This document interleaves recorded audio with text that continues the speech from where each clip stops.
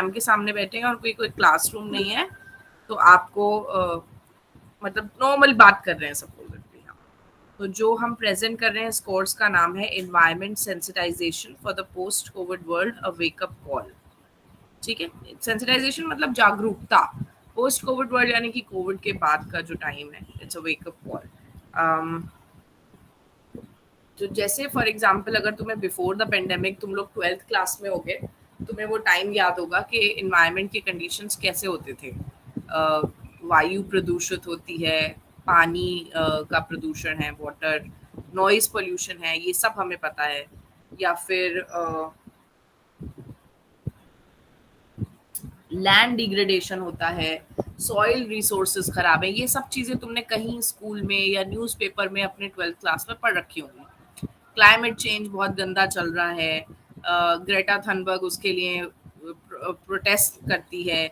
या फिर बहुत सारे रिसोर्सेज जो हैं, पानी है, सॉइल है, ये सब कुछ कुछ लोगों को तो हासिल है और कुछ लोगों को नहीं है। बायोडाइवर्सिटी जो है वो बहुत ग्रेटली थ्रेटेंड है। ये सब मैंने तुम्हें कोर्स में भी पढ़ी, यही सब कोर्स में होता था, हम यही चीजें पढ़ाते थे। बायोडाइवर्सिटी ग्रेटली थ्रेटेंड है, यानी कि एनिमल्स और प्लांट्स जो हैं वो एक्सटिंक्ट होने वाले हैं। लॉज एंड पॉलिसी जो है उन्हें दोबारा से सही करने की जरूरत है। कोविड 19 2020 से पहले हम इसी टाइप के डिस्कशन एनवायरमेंट के बारे में करते थे। तो ये मैंने कुछ पिक्चर्स भी लगाए हैं यहाँ पर, ये प्रूव करने के लिए कि देखो बीच साइड पर टूरिस्ट एरियाज में क्या हालत है, फिर फॉरेस्ट फायर लग रही है, या फॉर एग्जांपल ये इंडस्ट्री पोल्यूशन दिख रहा है आपको, एटसेट्रा। ये सब स्मॉग है दिल्ली में जो होता है। क्लाइमेट चेंज और इन्वायरमेंटल डिग्रेडेशन, जो भी आप हमारे ईवीएस के उसमें पढ़ते हो, पोल्यूशन के बारे में एटसेट्रा, इन सब का बीमारियों के बहुत ज़्यादा फैलने या नई नई बीमारियों के आने से एक लिंक है। और वो लिंक क्या है वो मैं आपको बताती हूँ। तो जितने भी जूनोटिक डिजीज क्या होता है, कोई भी जानवर के थ्रू इंसानों में फैलने वाली बीमारियां, उनको जूनोटिक डिजीज कहते हैं, या जूनोसिस। जितनी भी बीमारी आपके अंदर होती है उसमें 60% कहीं ना कहीं से जानवरों के थ्रू आई होती है। आपको मतलब आपको डायरेक्टली जानवर के थ्रू नहीं आई। आपको फॉर एग्जांपल हमें कोविड हुआ तो वो दूसरे इंसान से ही हुआ है, बट इंसानों में, ह्यूमंस में वो बीमारी आई जानवर के थ्रू है, राइट। तो ये क्लाइमेट सेंसिटिव होते हैं। क्लाइमेट सेंसिटिव कैसे होते हैं? फॉर एग्जांपल मलेरिया, पहले मलेरिया जो है वो सिर्फ गर्म देशों में होता था, अब मलेरिया सब जगह होता है। तो ये क्लाइमेट सेंसिटिव होते हैं। अब क्यों सब जगह होता है वो मैं बाद में एक्सप्लेन करूंगी, लेकिन क्लाइमेट सेंसिटिव डिजीजेस होते हैं। फॉर एग्जांपल हम पहले पढ़ते थे कि जो भी अफ्रीका वगैरह साइड में बहुत ज्यादा बीमारियां होती थी, नई नई टाइप की, आपने होती होंगी वहां पर, बट वो बीमारियां पूरी दुनिया को इफेक्ट नहीं करती थी। अब धीरे धीरे आप देख रहे हो कि वो बीमारी निकल के एयरपोर्ट से ट्रैवल करके जो है दूसरे देश में आती है और फैल जाती है। ये क्यों होता है? क्योंकि अब गर्मी सब जगह बढ़ गई है। हर साल आप नया नया डिजीज के बारे में सुनते हो। कभी आप बचपन में सुना होगा जीका वायरस आ गया, इबोला वायरस आ गया, right. So all of this are newly recognised या नए नए इवॉल्व हुए हुए डिजीजेस। और सबसे ज्यादा कैसे टेम्परेचर में ये चीजें पनपती हैं, वो है 30 से 32 डिग्री सेल्सियस के टेम्परेचर में। सबसे ज्यादा, मैं ये नहीं कह रही उससे कम में फैलेगा नहीं, ये नहीं कहेंगे हम कि कोविड जो है ठंडे टाइम पे नहीं होगा। 30 से 32 डिग्री सेल्सियस में ज्यादा फैलती हैं ये बीमारियां। और यहाँ पर्टिकुलर कोविड के बारे में बात नहीं कर रही हूँ मैं, किसी भी जूनोटिक डिजीज के बारे में बात कर रही हूँ। ज्यादा रेनफॉल हो, ड्रॉट हो, तो उससे भी फैलते हैं डिजीजेस। और बहुत सारे ऐसे डिजीज के नाम मैंने लिखे हैं जो बाहर से जानवरों से हमारे अंदर शिफ्ट हुए हैं। West Nile fever, chikungunya, chikungunya तो कितना कॉमन है, बहुत होता है। Lyme disease, HIV, hanta, hepatitis, SARS, तो इसमें से बहुत सारे तुम्हें हुए होंगे या तुम्हारे किसी जानने वाले को। अब देखो ग्लोबल वार्मिंग, ग्लोबल वार्मिंग का नाम हम सब ने सुन रखा है। ग्लोबल वार्मिंग है ग्लोब का वार्म होना। तो यहाँ पर इस इमेज को देखो कि अभी तो 2021 चल रहा है, आप 100 साल पहले या 150 साल पहले जाइए तो आपको अर्थ में सिर्फ कुछ एरियाज गर्म दिख रहे हैं पहली पिक्चर में। उसके बाद हम थोड़ा 50 साल बाद का देखते हैं, 1940 में आपका अर्थ का 1/3 पार्ट गर्म होता जा रहा है। और उसके बाद में नेक्स्ट 50 इयर्स में आप देखिए तो पूरा अर्थ आपको गर्म दिख रहा है। तो 2017 में क्या है, उसके टेम्परेचर्स और बढ़ रहे हैं। ये ग्लोबल वार्मिंग है।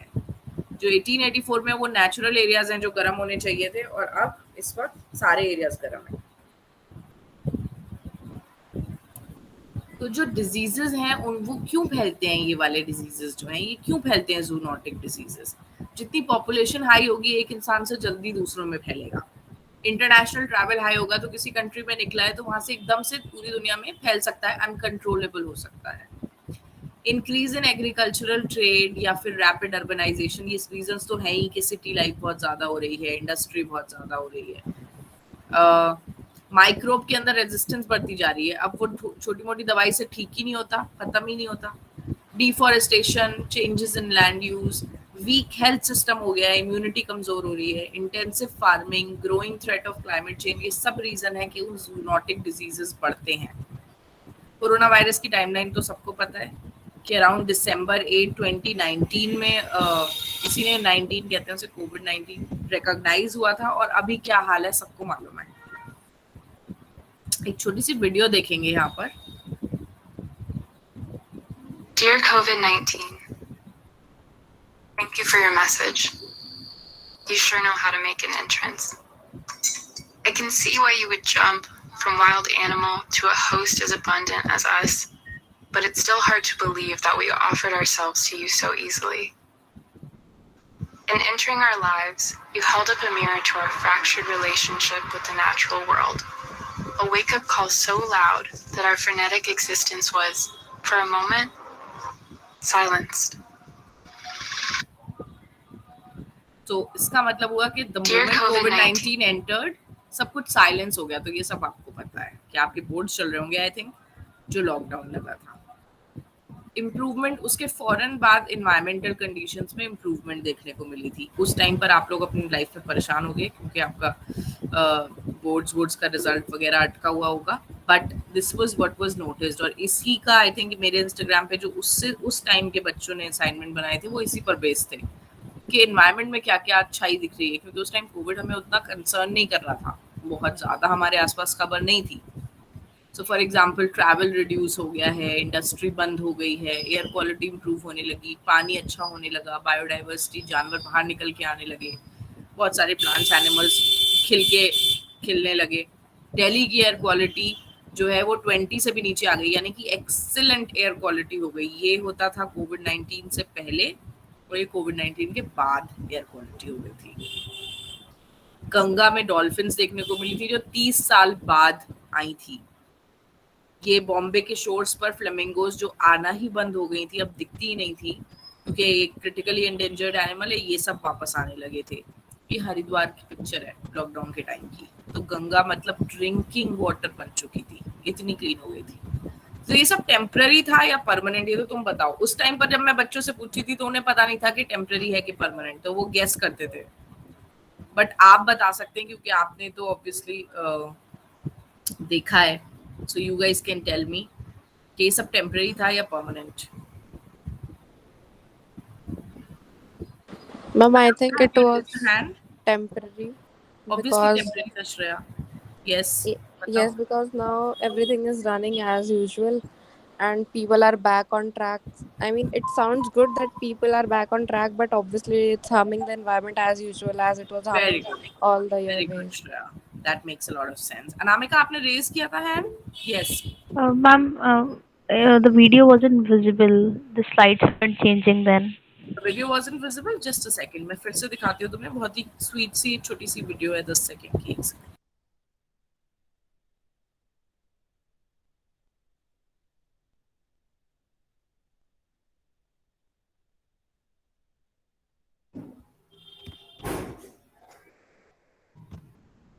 बाकी सबको दिखी थी video? No ma'am, it was no ma'am. अच्छा फिर से चलाते हैं, ठीक है। नहीं दिखे तो बताना। 3, 2, 1, I'm playing it. Dear COVID-19, thank you for your message. You sure know how to make an entrance. I can see why you would jump from wild animal to a host as abundant as us, but it's still hard to believe that we offered ourselves to you so easily. In entering our lives, you held up a mirror to our fractured relationship with the natural world. A wake-up call so loud that our frenetic existence was, for a moment, silenced. अब दिखी? Yes, ma'am. Great. So we were at कि ये सब changes temporary थे या permanent. तो obviously temporary थे. अब तुम लोग तो और हम सब विटनेस हैं. पर ये जब मैंने पढ़ाई थी तो बच्चों ने हमने तब भी यही कहा था कि टेम्पररी है शायद. क्यों टेम्पररी है? क्योंकि इनफैक्ट उस टाइम पर मतलब हम सबको, आपको और मुझे और जो हमारे स्टूडेंट्स थे जो उस टाइम पर इसे पढ़ रहे थे, उन सबको दिख रहा था कि ये सब कुछ टेम्पररी है. बट फिर भी जो गवर्नमेंट्स थी, तुम लोगों को स्लाइड नहीं दिख रही नेक्स्ट वाली? मुझे लग रहा है ना स्लाइड शो ना वीक हो गया इसका, गूगल मीट का. ये पहले भी होता था क्लास में. अब देखो, पर्पल कलर की एक स्लाइड दिख रही है. Yes, Yes, yes, ma'am. ma'am. Yes, ma'am.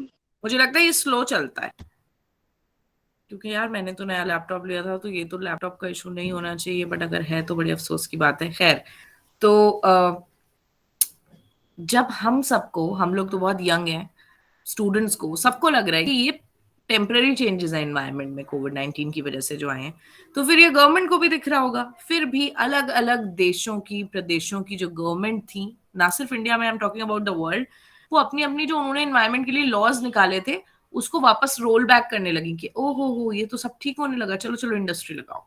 Rolling back of environmental policies within our nation and between other nations also. तो मैं यहाँ पर तुम्हें कुछ एग्जाम्पल्स दिखाती हूँ कि क्या क्या हुआ था इस बीच में. ये मैंने कुछ एग्जाम्पल्स हैं अलग अलग कंट्रीज के जो यहाँ लगाए हैं, आप चेक कर सकते हैं. अगर तुम्हें दिख रही हो स्लाइड तो दिखेगा कि फॉर एग्जाम्पल अमेरिका में जो व्हीकल एमिशन स्टैंडर्ड होते थे कि भाई इतना पोल्यूशन कर सकती है व्हीकल, इतना नहीं कर सकती, वो सब उन्होंने हटा दिए थे. ई कॉमर्स, क्योंकि अब लोग बाहर नहीं जा रहे थे, तो ई कॉमर्स का कार्बन फुटप्रिंट बहुत बढ़ गया और तब से अब तक वो बढ़ ही रहा है. चाइना ने फॉर एग्जाम्पल उनके यहाँ जो इन्वायरमेंटल रेगुलेशंस होती थी वो सब खत्म कर दी थी. इंटरनेशनल सीबेड माइनिंग की लेजिस्लेशन जो थी वो कंटिन्यू हो रही थी, यानी कि सीबेड में माइनिंग को मना करते थे, उसके पीछे प्रोटेस्ट हो रही थी, वो सब तो प्रोटेस्ट तो उठ गई, तो वो काम कंटिन्यू रहा. इकोनॉमिक स्टिमुलस, फिर ये हुआ कि बहुत ज्यादा इकोनॉमी डाउन हो रही है तो उसको बढ़ाना है, तो इसलिए पोल्यूटर्स को एक हैंड आउट मिल गया, एक बहाना मिल गया इकोनॉमी का.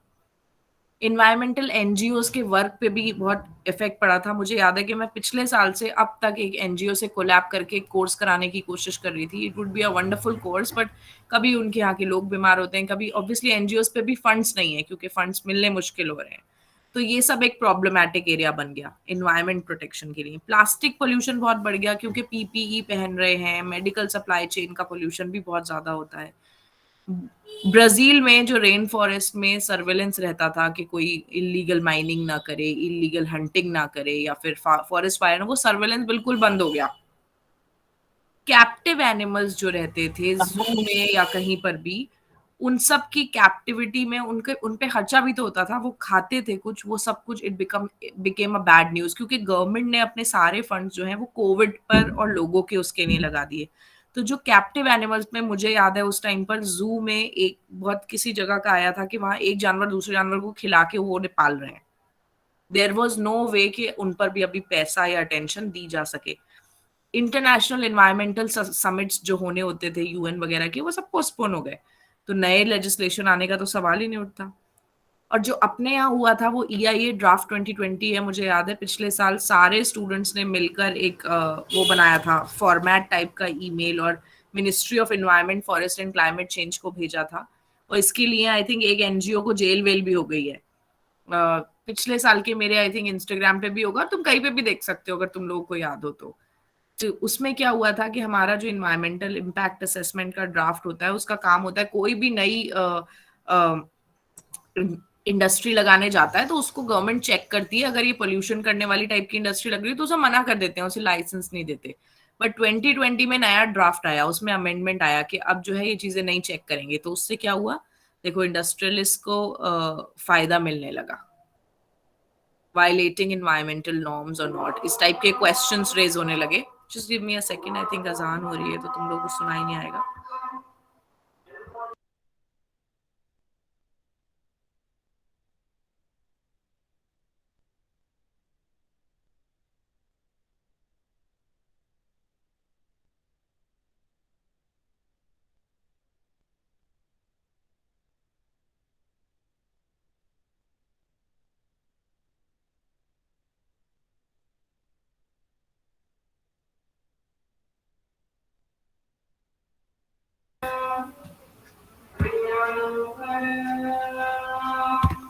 राइट तो ये जो इन्वायरमेंटल इम्पैक्ट असेसमेंट के साथ इशू था ये हमारे देश में हुआ है, मैंने यहाँ पर लिखा है 1994 में इन्वायरमेंटल इम्पैक्ट असेसमेंट नाम की लॉ इंडिया में लगी थी और बाय 2020 उसमें चेंजेस ला दिए गए। इसके बाद में हम नेक्स्ट स्लाइड पर चलते हैं। तो मैंने एक बात कही थी कि कोविड-19 आपके लिए एक वेकअप कॉल है। जब भी आपका अलार्म बजता है तो आप क्या करते हैं, आप उसको बंद करते हैं या फिर आप स्नूज बटन दबा देते हैं। अगर कभी आपने लाइफ में स्नूज बटन दबाया है अपनी अलार्म पे तो आपको पता है कि वो 5 मिनट 10 मिनट बाद फिर से बजती है, होता है ऐसा?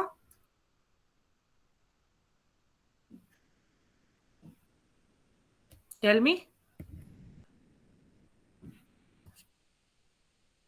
होता है ऐसा? Yes, ma'am. Right Yes, ma'am. कोविड-19 आपका जो आया था दुनिया में वो एक तरीके का वेकअप कॉल था, वो जगाने आया था आप सबको, हम सबको। हमने क्या किया उस पे, ये पिछले साल इमेजिन करो कि जब मैं पिछले साल आई थिंक अगस्त सितंबर में ये कोर्स पढ़ा रही थी, ये लेक्चर दे रही थी, तो मैं बच्चों से कहती थी हम क्या कर रहे हैं उस पे, वेकअप कॉल है, अगर हम उठेंगे तो हम इसे बचा पाएंगे सब कुछ को, बट अगर हम स्नूज बटन दबा देंगे तो फिर क्या होगा, अलार्म दोबारा बजेगी और कब बजेगी? 2020 में जब पहली बार 2019 में कोविड आया है तो ये ऐसा कभी किसी ने देखा ही नहीं है, किसी के पास उसका जवाब ही नहीं है, ना मेरी दादी ने देखा ना उनकी दादी ने कभी ऐसा कुछ देखा था। तो ये पहली बार हुआ था ऐसा कि पूरी दुनिया बंद हो गई है, मतलब something so weird that had happened. उससे पहले के कभी पेंडेमिक या डिजीजेस होते थे तो वो एक कंट्री या मैक्सिमम 2 कंट्रीज में फैले होते थे, पूरी दुनिया उससे इफेक्ट हो ऐसा मुश्किल होता था। ये पहली बार हुआ, लेकिन जब हम स्नूज कर देते हैं वो 10 मिनट में कॉल आती है, दोबारा बजती है। इसका मतलब जो नेक्स्ट आएगा वो बहुत जल्दी आएगा, ये मैंने कहा था। I remember saying this. A lot of the students at second wave told me कि मैम, मेरे पास मैसेज आते थे कि मैम हम जो वो पढ़ते थे वो बिल्कुल ठीक बात थी। So that was the whole case कि अगर आप स्नूज बटन दबा देंगे तो वो फिर से बजेगा, बट अब बजने में वो कोई 1000 साल नहीं लगाएगा। वेकअप कॉल दूसरी आने में 1000 साल नहीं लगेंगे, बट किसी के पास डेटा और नॉलेज नहीं है इसको समझने का, तो क्या कर सकते हैं, प्रिडिक्ट कर सकते हैं। ये सब मैंने कहा था, प्रिडिक्ट करो, प्लान करो, प्रिपेयर करो और फिर प्रिवेंट करो, रोक लो सेकंड कॉल को आने से। तो preparing for the post COVID world क्या होता है, ये मास्क लगाना है, पीपीई यूज करनी है, सैनिटाइजेशन के मेथड रखने, सफाई वगैरह। उसी के एक मेथड में हमने सेंसिटाइजेशन डाली थी कि बच्चे बच्चे को ये चीजें पता होनी चाहिए, basics. Preparing for a positive और a negative change in environmental conditions, हर चीज के लिए आप तैयार रहो कि एनवायरमेंट बेहतर हुआ है, अब बेहतर ही होता रहेगा, तो क्या मुझे वापस से अपने एक्स्ट्रा यूजेज पे चले जाना है जो गवर्नमेंट कर रही थी, या फिर मुझे अभी संभालना ही है, इन चीजों के हिसाब से प्रिपेयर्ड रहना है। तो जहां तक मुझे लगता है अब तो हमें क्लियर है कि ये तो वापस से वैसा ही बैक रिलैप्स हो गया। कैसे होता है ये कि फॉर एग्जाम्पल आप में से किसी ने कभी डाइटिंग करी हो, करिए डाइटिंग, या आपके घर के आसपास किसी ने की हो, घर में कोई हो ऐसा जो डाइट करता हो? Yes, ma'am. Not Ma'am. me, but तो मतलब कोई, अगर किसी ने भी नहीं करी है तो तुम लोग बहुत लकी हो और बहुत बढ़िया हो, पर अगर किसी ने की है तो I am sorry for that.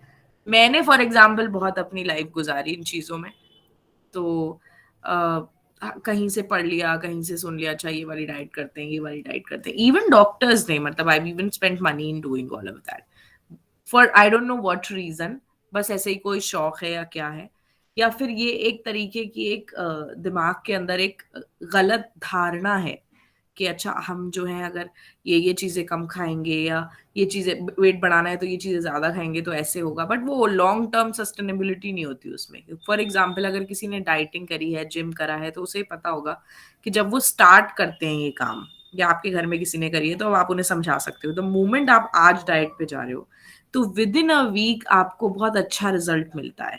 आपको दिखता है ओ मेरे 2-3 किलो वेट कम हो गया, या फिर 2-3 किलो वेट बढ़ गया, जो भी आप करना चाहते हो, स्टार्टिंग में आपको बहुत अच्छा रिजल्ट मिलेगा। तो फिर आप क्या सोचते हो, दो तरीके की सोच हो सकती है, एक बंदा इंस्पायर हो सकता है, बोले अरे वाह तो फिर मैं कंटिन्यू करके रखता हूँ, और फिर वो फर्दर रिड्यूस करेगा, और दूसरा बंदा जो है वो कहेगा ओ एक हफ्ते में ही 2-3 किलो वेट कम हो गया है, चलो खाते हैं आज। तो तो ये दो तरीके के हमारे रिएक्शन हो सकते हैं, बट ओवर टाइम अगर आप नोटिस करोगे तो इवन वो बंदा जिसने कंटिन्यू भी किया है वो भी रियलाइज करेगा कि हर हफ्ते मेरा 3 किलो वेट कम नहीं होता, वो बस स्टार्टिंग में ही होगा, उसके बाद तो शायद 100 ग्राम 200 ग्राम, क्योंकि सस्टेनेबल रहना है। तो अगर हम नॉर्मली इन्वायरमेंट को प्रोटेक्ट करके रखते तो वो लॉन्ग टर्म के लिए प्रोटेक्टेड या बेहतर होता जाता, जैसा वो कोविड लॉकडाउन के स्टार्टिंग में हुआ था। बट अगर आप नहीं करते हो, आप कहते हो ओ मेरा तो एक हफ्ते में ही 3 किलो वेट कम हो गया, तो अब मैं खाती हूँ तो फिर मैं छोले भटूरे और ये सब खाने लगती हूँ, तो फिर वो जो 3 किलो कम हुआ था अब कितना वापस आता है? 6 किलो। अब 3 किलो वापस नहीं आएगा, अब 6 किलो वापस आएगा। ये बेसिक्स हैं, ये नॉर्मल हमारी ह्यूमन बॉडी इलास्टिक होती है। अब आपने उसको खींचने की जगह बता दी तो वो थोड़ा और एक्स्ट्रा बचा के रखेगी। सिमिलरली नेचुरल सिस्टम भी आपके वैसे ही है जैसे ह्यूमन बॉडी होती है। तो जब हमने बिल्कुल इंडस्ट्री और व्हीकल सब बंद कर दिए तो वो एकदम क्लीन हो गया था, क्योंकि नेचर की आदत है वो अपने आप को ठीक कर सकता है, तो एकदम से क्लीन हो गया था। बट अब जब आप पोल्यूशन उस लेवल का देंगे तो वो उतना गंदा नहीं होगा जितना वो गंदा था, और ज्यादा उसमें पोल्यूशन होगा, खराबी होगी। जैसे मैंने फॉर एग्जांपल ये कहा कि अब आप खाना खाओगे तो अब 3 किलो वेट नहीं बढ़ेगा, अब 6 किलो बढ़ेगा। सेकंड, इसके बाद में क्या कर सकते थे हम इस चीज से बचने के लिए? We could focus on our natural immunity, because nature कहता है कि फिटेस्ट ही सरवाइव कर सकते हैं। तो उसके लिए हमने क्या करना था? We just needed to go back to nature. I think ये सब तो अभी भी हम लोग कर ही रहे हैं। अ treasure trove of herbs and medicine. तो जैसे फॉर एग्जाम्पल आपके घर में जो भी आपको खिलाया गया हो, हल्दी का दूध हो या मसाला की चाय हो, लहसुन हो, क्या आप लोगों को आपके पेरेंट्स खिला रहे थे इस टाइम पर? व्हाट वर दोज थिंग्स जो आपने जब लॉकडाउन लगा तो उस पे शिफ्ट किया था नेचुरल चीजों पे? घर में पेरेंट्स करता रहे होंगे, आपको फ्रूट्स खिला रहे होंगे पहली बात तो, और कुछ? हल्दी, हम काढ़ा, काढ़ा, वेरी गुड। और तुलसी। Very good. और भी कुछ कुछ गिलोय, आई थिंक गिलोय भी कोई पीते यस होंगे, मैम, है ना? Yes ma'am. मुझे आपको ये बात कहनी थी कि इम्यूनिटी जो है अ, एक पेड़ की तरह है। आपकी बॉडी में जो इम्यूनिटी होती है, ये बातें बच्चों को नहीं पता होती, इसलिए हम ये छोटे से सेशन में सब कुछ बताने की कोशिश करते हैं। सब कुछ डिटेल में नहीं बता पाऊंगी मैं, पर थोड़ा थोड़ा आपको इन्फॉर्मेशन दूंगी। तो हमारी जो इम्यूनिटी होती है वो एक पेड़ की तरह होती है। मेरे पास एक पेड़ है, हाँ, तो मैंने उसको कभी पानी नहीं दिया। अब आज मुझे याद आया, ओ शिट पेड़ बढ़ना था, तो मैंने क्या किया, पूरी बाल्टी भर के पानी उसमें डाल दिया। तो पूरी बाल्टी भर के पानी ने आज ही काम कर दिया जो उसे ओवर टाइम चाहिए था? हो सकता है ऐसा? No ma'am. नहीं। No ma'am. तो एक और एग्जांपल देती हूँ मैं तुमको, कि सपोज करो कि एक बच्चा है, वो पैदा होने के बाद से अब तक सिर्फ मैगी और कोल्ड ड्रिंक पे रहता है। ठीक, मैगी और कोल्ड ड्रिंक पे रहता है। ऐसे बच्चे के सामने अचानक से कोविड-19 या इस टाइप की कोई बीमारी आती है, तो अब वो शिफ्ट करता है, गिलोय भी पी रहा है और काढ़ा भी पी रहा है और हल्दी भी पी रहा है, तो क्या अब वो इस डिजीज से बच सकता है? इम्यूनिटी उसकी स्ट्रांग हो गई? No ma'am. नो नहीं। मैम। कैसे होगी? क्योंकि इम्यूनिटी एक पौधे की तरह है। जब आप उसे घर में लाएं तो उसे 100 ग्राम पानी रोज चाहिए। तो आपने अगर सरवाइव किया है और आपने इस चीज को झेला है, इस केस को, कोविड-19 आप लोगों के पास आया, तो ये अभी जो आपको काढ़ा पिलाया गया या हल्दी पिलाई गई उससे नहीं हुआ है। ये जो स्टार्टिंग से जब से आप पैदा हुए हो, आप घर का खाना मम्मी खिलाती होंगी, सब्जी, चावल, मीट, जो भी आपको घर में खिलाते होंगे, एग्स, या फिर क्या कहते हैं, पीले वाले चावल होते हैं। तो मतलब आप अपने खानों में देखो कि ये सारी चीजें जो आपके काढ़े में पड़ रही हैं या आपको जो भी खिलाई पिलाई जा रही है घर में, ये सब आपको नॉर्मली खाने में मम्मी डालती है। करी पत्ता, हल्दी, हल्दी तो इंडिया के सारे ही खाने में होती है मुझे लगता है, काली मिर्ची, अदरक, लहसुन, ये सब चीजें, गरम मसाले, ये सब आपको अब काढ़े में नहीं भी पियो तो आपके खाने में जा रहे हैं। इसी ने तो कहते हैं घर का हेल्दी खाना खाओ। ये खाना जो बचपन से आपको छोटे छोटे डोज में मिला है, एकदम से पी लेने से कुछ नहीं होता, इनफैक्ट रिएक्शन ही हो सकते हैं। या फिर एकदम से तो पेड़ नहीं, अब मैंने पेड़ को कभी पानी नहीं दिया, आज मैंने सारी बाल्टी भर के उसे पानी दिया तो वो बड़ा थोड़ी हो जाएगा एकदम से, ऐसे नहीं होता है। तो ये जो इम्यूनिटी आपकी इससे लड़ पाई है, ये इसलिए क्योंकि आप बचपन से हेल्दी चीजें खाते आ रहे हो। और यही आई थिंक रीजन हुआ करता था कि जब स्टार्टिंग में कोविड आया तो इंडिया के बजाय बाकी सारे कंट्रीज ज्यादा उस पे उससे प्रोन हो गए थे, क्योंकि हमारे यहाँ थोड़ी बहुत हम लोग ये चीज़ें खाते ज़्यादा हैं। हमारे ऑलमोस्ट हर ही खाने में जो है अच्छी अच्छी चीज़ें पड़ी होती हैं, हम रियलाइज़ नहीं करते, वो और बात है। फिर सोशल डिस्टेंसिंग थी कि 6 फीट अवे रहना ही रहना है, वो भी नहीं सुनी लोगों ने मोस्टली। फिर मैंने यहाँ पर लिखा था ये चीज़ कि ये सब पिछले साल का ही है, मैं तुम लोगों ने, मैंने कुछ नया ऐड नहीं करा, और इसलिए मैं पिछले साल वाला ही पढ़ा रही हूँ, क्योंकि because it has proven right, तो इसमें कोई बुराई नहीं है। अगर तुम लोग पिछले साल नहीं पढ़ पाए तो कोई बात नहीं।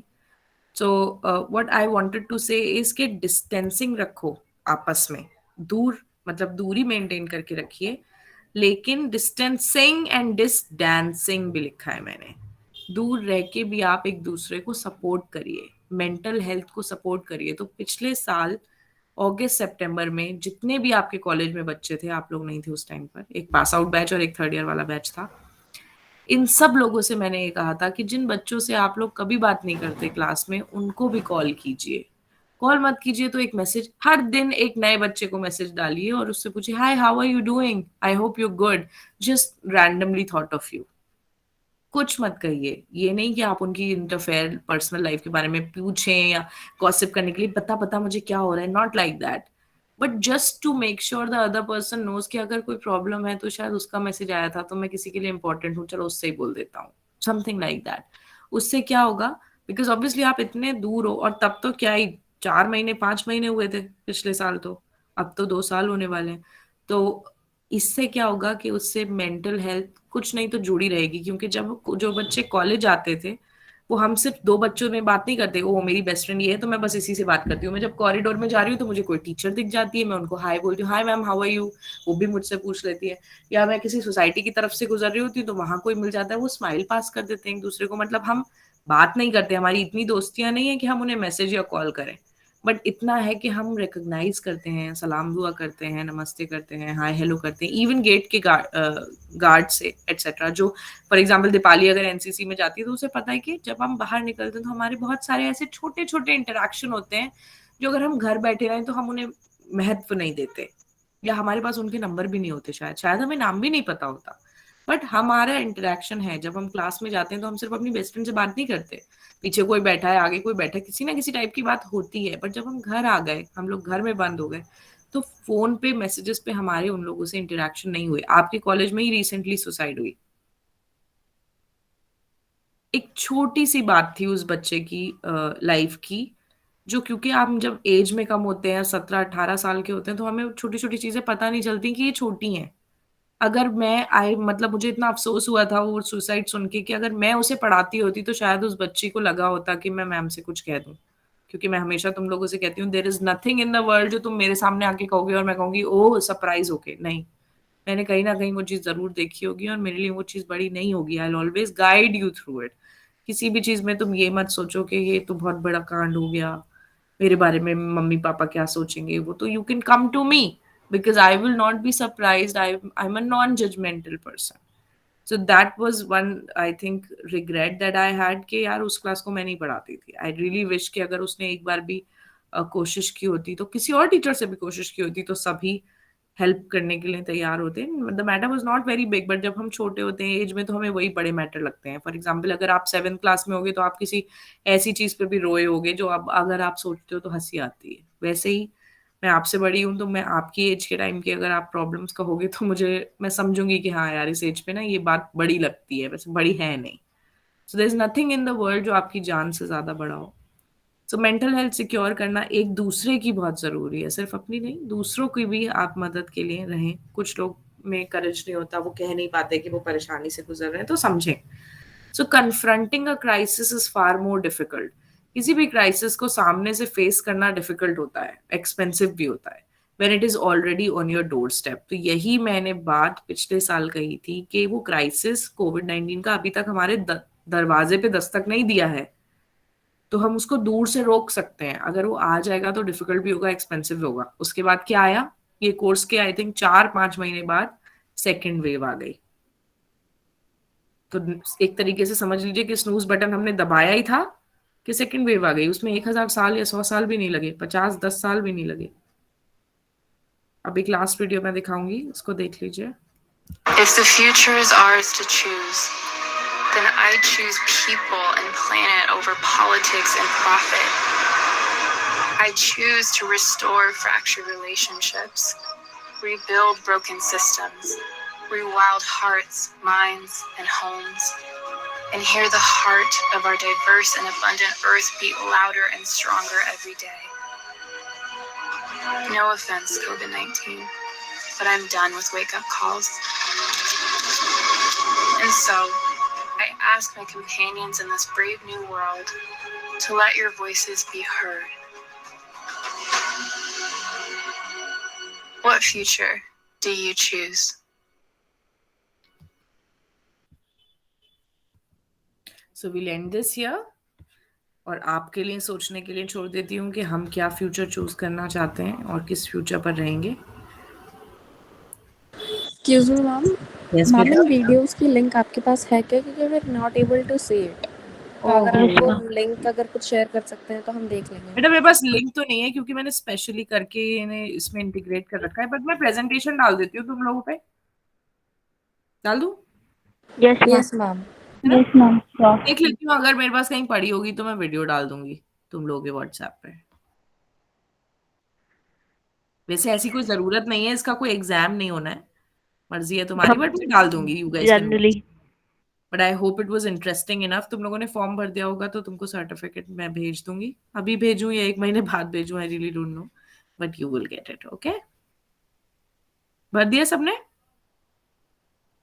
Yes, ma'am. Perfect. So we'll stop here. पर हाँ, एक सेकेंड, तुम लोग प्लीज अपने कैमराज अगर ऑन कर सको, मैं पिक्चर ले लूं एक. पॉसिबल है? Yes ma'am. एक सेकेंड रुको. ओके, आ जाओ. Will this be our last class with you? Yeah. Ma'am, Yes. ma'am, I haven't filled the form. I joined late, so the link is कोई बात नहीं बेटा, चैट में पड़ा है लिंक, और भर दो. Okay, ma'am.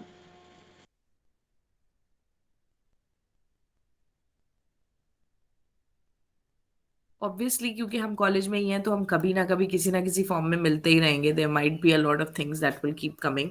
और मैं बहुत सारी मल्टीपल चीजें कॉलेज की हैंडल करती हूँ, तो कहीं ना कहीं तुम्हें मिल ही जाऊंगी. But yes, so I hope तुम्हें थोड़ा बहुत भी ये काम का लगाओ. ये एक मैंडेटरी चीज थी जो यूनिवर्सिटी ने प्रेस्क्राइब की थी, तो इसलिए हम इसे लेके आए थे. और मैंने एक बहुत ही सिंपल सा कोर्स बनाया था. ये बहुत वियर्ड बात है कि इतनी जल्दी सेकेंड वेव आएगी, ये मैंने भी नहीं सोचा था. बट प्रिडिक्टेबल था, बट इतनी जल्दी नहीं सोचा था. इसलिए अभी थर्ड वेव का अब कोई कहता है तो मैं उस पर कोई कमेंट नहीं करती, because I really don't no. I really think it might not. और मैं चाहती हूँ कि चीजें ओवर हो, ताकि तुम सब, हम सब अपनी नॉर्मल लाइफ पे वापस आए. क्योंकि पिछले साल जितने मेंटल हेल्थ के इशू नहीं देखे जा रहे थे, उससे कहीं गुना हमने इस साल देखे हैं, सेकेंड वेव या उस सब के बावजूद बाद में. So we really hope and we really pray कि सब कुछ जल्दी से जल्दी बेहतर होने लगे. So right, thank you girls. ये आपका बीए प्रोग्राम वाला सेशन 5 दिन का है, मतलब अलग अलग दिन. अभी E1 का हो गया, E2 का हो जाएगा, फिर E3, समथिंग लाइक दैट. और अगर कोई रह जाता है, कोई बच्चा वो करना चाहता है, तो वो दूसरों में ज्वाइन कर सकता है. All right girls, take care. Thank you so much for coming. Bye bye. Thank you. Thank you ma'am. Thank you, ma'am. Thank you, ma'am. Thank you, ma'am.